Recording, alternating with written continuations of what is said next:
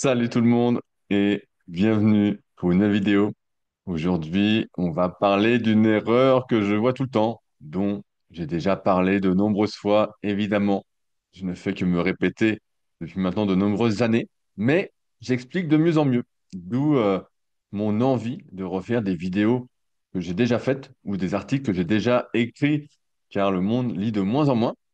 Et donc, on va parler d'une erreur que je vois souvent faite quand je pose la question aux futurs coachs, que ce soit en BPGEPS ou en CQP, notamment via mon CQP que j'organise à Annecy et qui est complet pour mars et pour septembre, ça en prend bien le chemin, à voir s'il y a des désistements ou pas, comme à chaque fois, de dernière minute. Et ben, je suis très surpris des réponses. Je me dis, mais c'est pas possible.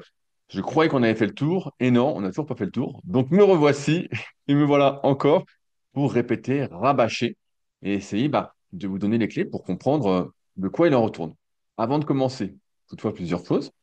La première, un grand merci pour vos retours sur le premier épisode de ma web-série Protocole 40, donc où on va pouvoir me suivre pas au jour le jour, mais une fois par mois, dans ce que je fais pour essayer de durer les changements qui se produisent quand on a plus de 20 ans d'entraînement. Je peux lire parfois que dans les commentaires qu'à 35 ans, à 37 ans ou à 40 ans, on n'est pas vieux.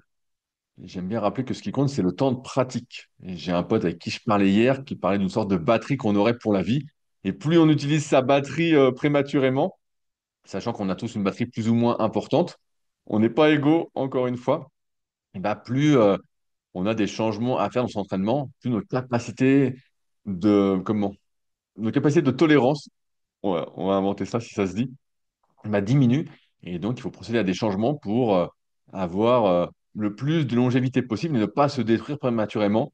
Si on force toute sa vie, alors peut-être que pour certains ça marche sur du développé couché à fond, ça marche. Moi, ça marche pas. Et donc, je vais vous partager tout ce que je fais, tout ce que je juge intéressant, et aussi en fonction de vos retours dans les commentaires sur Protocole 40, donc directement sous l'épisode en question, ce que je fais en termes de cardio, de muscu, les petites conclusions du moment. Et puis, comme c'est dans plus de 2 ans, j'aurai le temps d'évoluer et puis de euh, partager ce qui a changé en 2 ans, sachant que ça va pas aller vers le mieux normalement, malheureusement. Et ça va pas aller dans le mieux de tout court. Bref, merci en tout cas pour vos intérêts et vos retours sur ce premier épisode. Aussi, je rappelle que j'ai fait une formation gratuite à destination des pratiquants de musculation sans dopage. C'est en lien dans la description. J'en parlais la dernière fois avec un de mes élèves en CQP à qui je disais, mais est-ce que tu t'es inscrit pour la recevoir? Et qui me disait, mais non, c'est que du marketing, tu veux me vendre quelque chose. Je t'ai déjà vendu quelque chose, un CQP avec moi, et c'est beaucoup plus cher que tout ce que je peux proposer sur le net. Bref, formation gratuite où je vous partage les plus grosses erreurs que j'ai pu faire. C'est pas rapide, c'est de la lecture, ça fait au moins 30 pages en plusieurs emails. Je vous partage vraiment qui est pour moi la vérité, ce que je pense avoir vécu et ce que je vois encore fait malheureusement. C'est des choses qui sont pas souvent abordées. Euh, Vous le savez, sinon je ne ferais pas ces vidéos, je me répéterai pas inlassablement, même si c'est de mieux en mieux. Euh, on n'est pas sorti de l'auberge. Donc, bref, si ça vous intéresse d'en savoir plus sur mes conseils, mes principales recommandations, mes recommandations prioritaires, si vous êtes un pratiquant naturel, vous êtes un peu perdu parmi la masse d'informations et vous souhaitez faire mieux, c'est le premier lien où c'est dans la description. Et je vous invite vraiment à la suivre, c'est gratuit, il n'y a pas d'obligation d'achat de quoi que ce soit. Et comme d'habitude, je donne beaucoup et pas forcément pour recevoir. C'est pas forcément mon but étant donné que tout va bien pour moi grâce à vos divers achats, que ce soit sur la morpho-anatomie, que ce soit pour des suivis coaching à distance, ou encore des coachings premium au Super Physique Gym à Annecy, ma salle de musculation. Alors, aujourd'hui, je souhaite vous parler, j'espère que vous êtes bien assis, ça va vous secouer, des temps de récupération entre les séries. Vous allez me dire, ah mais on connaît déjà le sujet.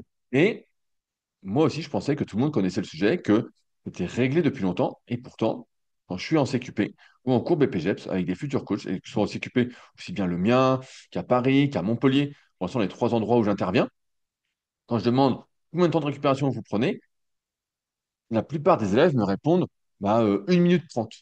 2 minutes, c'est rare. Et alors 3 minutes, j'en entends jamais parler. 4 minutes, on n'en parle pas du tout.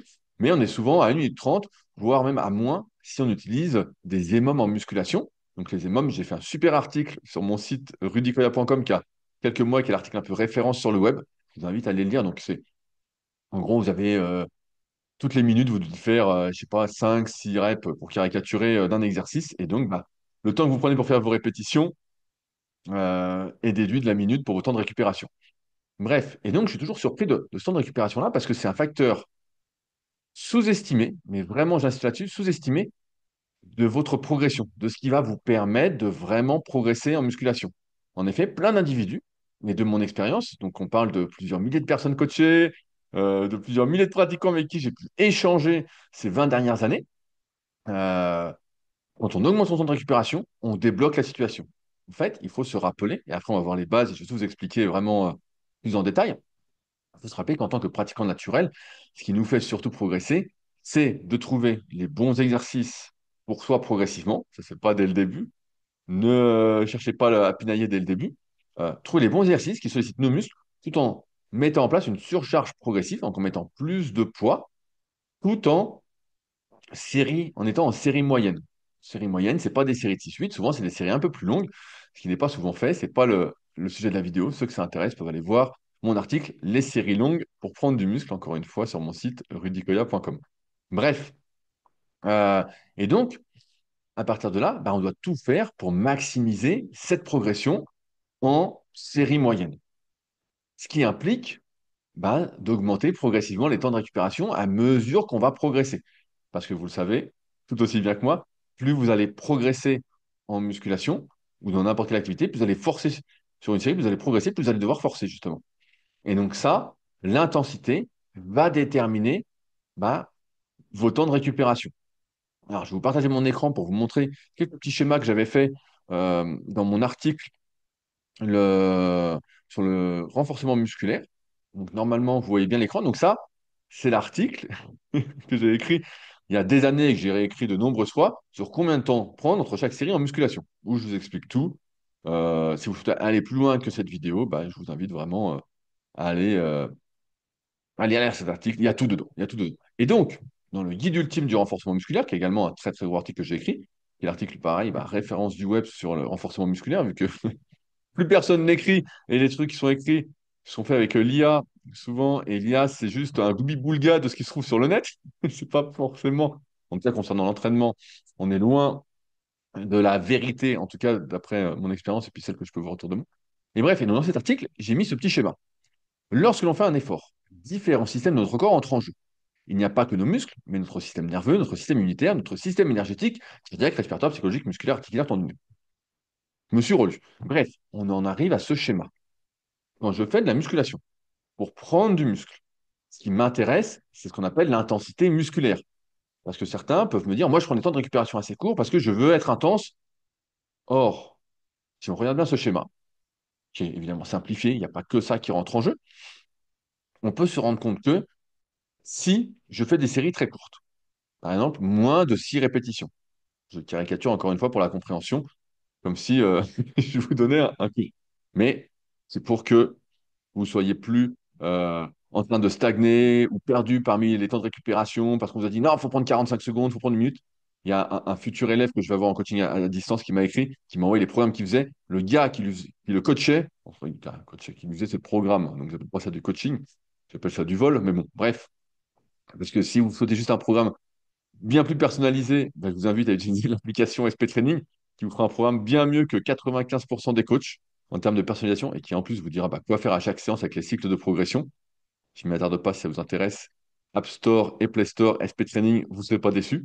Et bref, et donc si vous faites des séries très courtes, moins de 6 répétitions, vous allez surtout travailler, en tout cas votre facteur limitant va être votre système nerveux. On a en place en nous des inhibitions. On a des inhibitions et tout le but, comme j'en parlais dans ma vidéo sur le respose de l'entraînement, c'est de se désinhiber. Donc on a plein de récepteurs qui vont dire non, non, c'est trop lourd et qui vont limiter notre force. C'est pour ça que sur des séries très courtes, en fait, ça coupe d'un coup. Vous êtes à 5 reps, vous dites, ah, bah, j'en ai encore moins 2, puis vous faites la sixième et c'est la merde.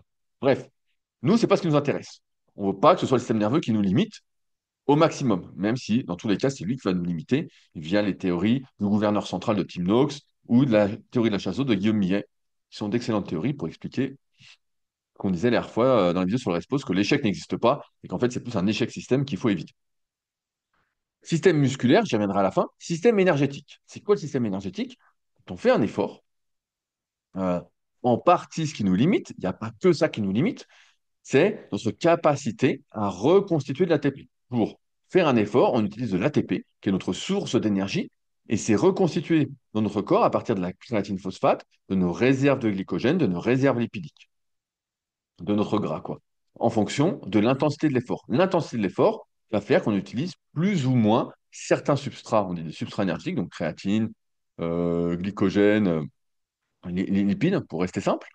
Euh, et donc, bah, quand on fait de la muscu, ce qui va nous limiter souvent, si on fait des séries classiques entre 10 et 20 répétitions, voilà, ce que j'estime être une bonne moyenne, en fonction des exercices, il y a forcément des différences que j'explique dans le tome 3 de la méthode Superphysique, pour ceux que ça intéresse. Ça doit être en lien dans la description, si j'ai pas oublié. Et donc, nous, c'est surtout le glycogène. Or, plus je vais forcer, plus je vais dépléter, c'est le terme, plus je vais utiliser de glycogène. Et plus je vais mettre de temps, plus je vais dépléter également d'ATP, et plus je vais mettre de temps à reconstituer cet ATP. Je prends un exemple. Si je fais une série en musculation sans forcer, genre RPE 5, voilà, c'est vraiment facile tout ça. Forcément, j'ai moins déplété d'ATP et j'ai besoin de moins de temps pour reconstituer mon ATP. Et on peut même dire que j'ai pas besoin de beaucoup de récupération et j'ai même pas besoin d'avoir tout mon ATP pour refaire un effort intense. On en revient à ce que je disais tout à l'heure. Moins je suis avancé, moins je force, plus je suis capable de passer vite, plus je force, plus je déplète, plus j'ai besoin de temps. Ça, c'est l'énergétique. Donc, quand vous faites un entraînement avec des temps de récupération de 1 minute ou 1 minute 30, vous êtes en train de travailler principalement votre système énergétique. C'est de l'intensité énergétique. Si vous congestionnez à fond, vous gonflez, ça brûle, tout ça, c'est de l'intensité énergétique. Voilà, c'est de l'intensité énergétique. Je le répète parce que c'est hyper important de comprendre ça, que l'intensité n'a pas qu'une seule définition. Nous, ce qui nous intéresse, c'est pas l'intensité nerveuse, même si elle va conditionner la force à laquelle nos muscles vont se contracter, la force qu'on va pouvoir développer, mais on veut le moins d'inhibition possible de nos récepteurs, par exemple comme les organes tendineux de Golgi.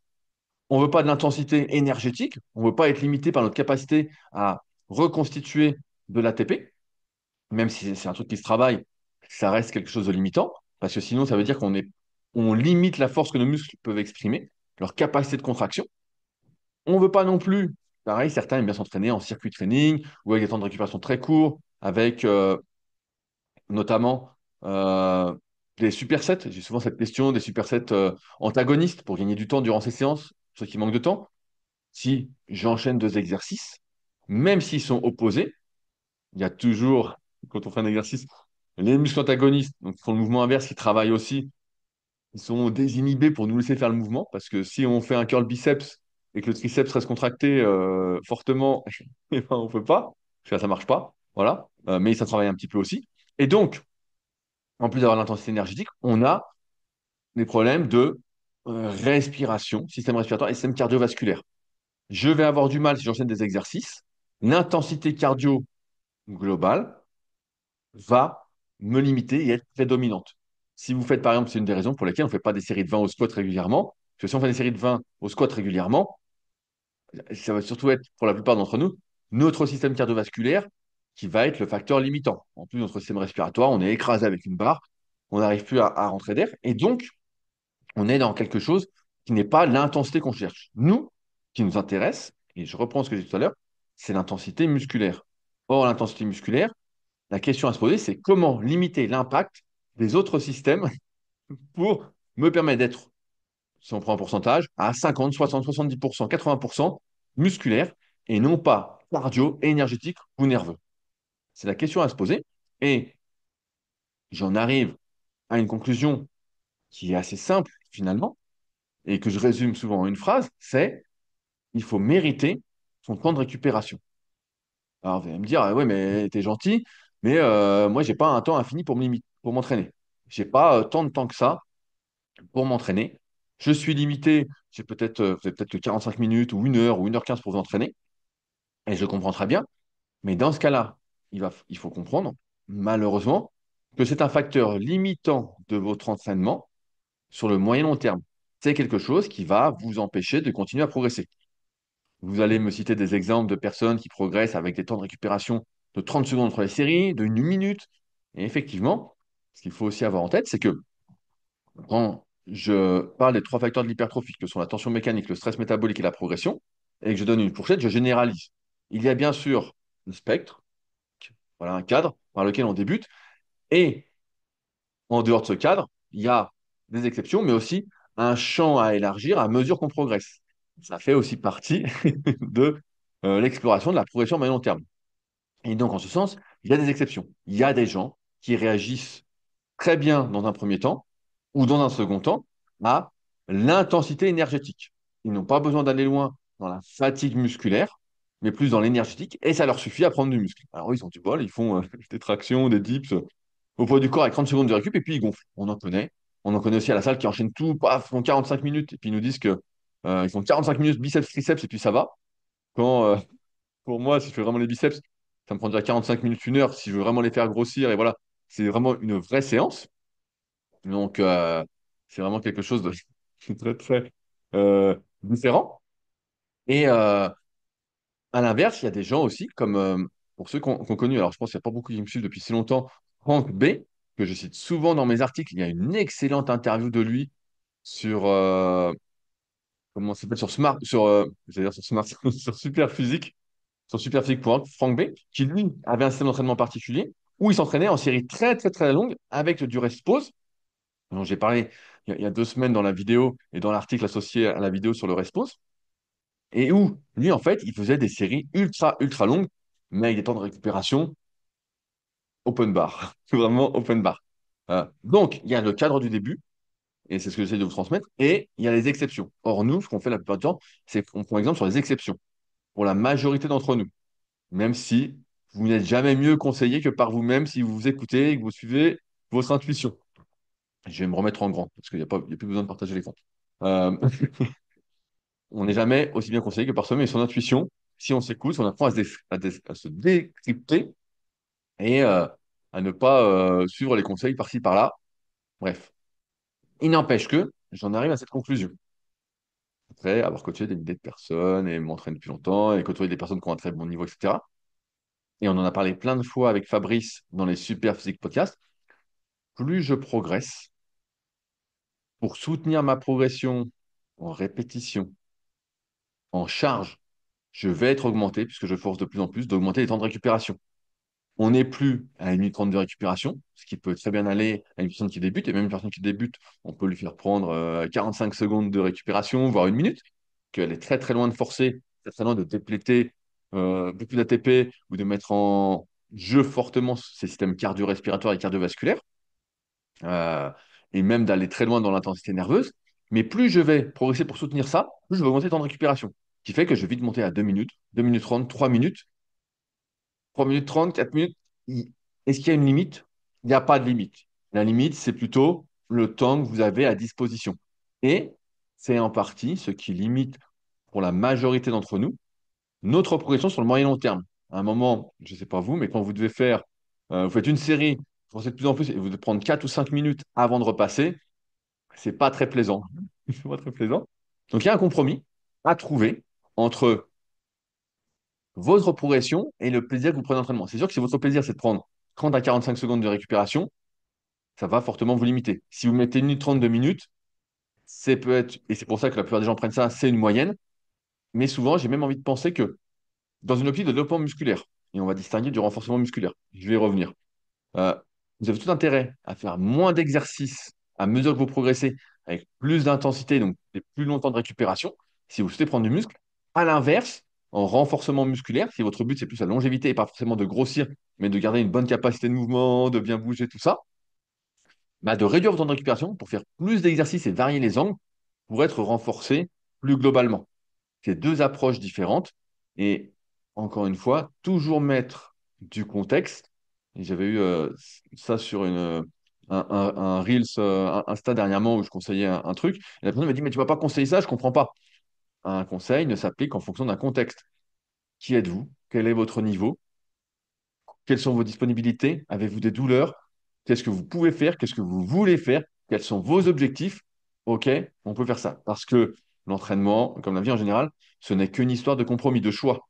Je choisis et en fonction, bah, je délaisse certaines choses ou je choisis ce que je choisis. Euh, mais on est limité par ces temps de récupération et qui rendent en plus, bah, comme je disais, pour moi en tout cas, l'entraînement un peu moins ludique. C'est pour ça que d'expérience, et j'en arrive à cette conclusion, je pense que jusqu'à 3 minutes entre les séries, si vous faites une vraie série, par exemple une vraie série de 20 comme on disait, au curl incliné ou à la presse à cuisse avec du rest pose, tout ça, bah, franchement, j'ai la bête qui vient m'embêter. Euh, et c'est une bête sacrément féroce, comme vous avez déjà vu sur les vidéos et autres. J'espère qu'il va pas aboyer, ce petit sagouin. Et bref, euh, j'en étais où? Ah, c'est 3 minutes de récupération en moyenne sur des séries de 20 avec rest pause, où là, c'est particulièrement intense. Et j'hésite pas à prendre moins quand je suis en début de cycle de progression. Si vraiment je suis facile, ce qui n'arrive pas souvent, mais quand ça arrive, à réduire le temps de récupération. À ceux qui pourraient se dire, bah, au bout d'un moment, pour continuer à progresser, tu peux essayer, on a notre cadre encore une fois, de réduire les temps de récupération et d'augmenter, on va dire, l'intensité énergétique pour continuer à progresser ou travailler autre chose. C'est des choses qui, avec Fabrice et avec d'autres, on a déjà testé. J'en avais fait beaucoup à l'époque des Super Physique Games quand j'organisais cette compétition, en faisant pas mal de 10 x 10 sur plein d'exercices avec 1 minute de récupération pour essayer de gagner justement en endurance de force. Si le sujet vous intéresse, je vous invite à lire mon article sur l'endurance de force. Vous tapez endurance de force sur Google et vous trouverez sur un autre de mes sites, Secret du kayak.org, sur lequel j'ai écrit pas mal d'articles sur plus la préparation physique. Et endurance de force est mon article, et l'article numéro 1 sur le sujet. Donc voilà, ça c'est réglé. Et encore une fois, un article un peu référence. Et bref, et donc j'avais fait ça. Et malheureusement, bah, ça permet de maintenir ses muscles, mais on perd bah, très vite en force vu qu'on utilise beaucoup moins lourd, mais ça ne permet pas vraiment de progresser. Il y a un moment, on est limité par cette intensité énergétique. On n'arrive pas à aller plus loin dans la reconstitution de l'ATP.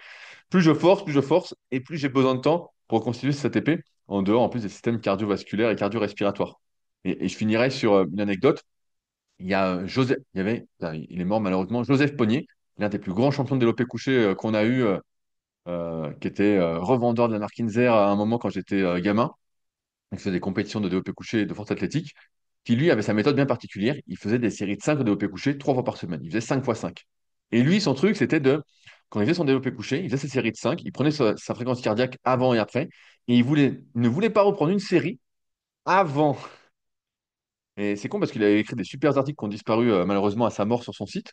Il y a une super interview de lui sur Superphysique que j'avais fait également. Elle est toujours terrible, quoi. Vraiment, ça sent la vie, ça sent la fonte. C'est tout ce qu'on aime. C'est pas du bobard comme on nous sert partout. Et bref, et lui, il attendait que sa fréquence cardiaque revienne à zéro, qu'à zéro, comme avant la série, avant de recommencer. Et il disait que parfois, ça lui prenait 10 à 15 minutes avant de refaire une série. Et je trouvais ça assez intéressant et qui va en lien avec ce que j'ai souhaité vous partager aujourd'hui. Je crois que j'ai fait le tour. Si jamais vous souhaitez aller plus loin, bah, vous avez donc mes articles. Combien de temps prendre entre chaque série en musculation? Euh, il y a des schémas dans le guide ultime du renforcement musculaire aussi. Bref, allez sur mon site rudicoya.com. Il y a plein d'articles qui devraient vous intéresser.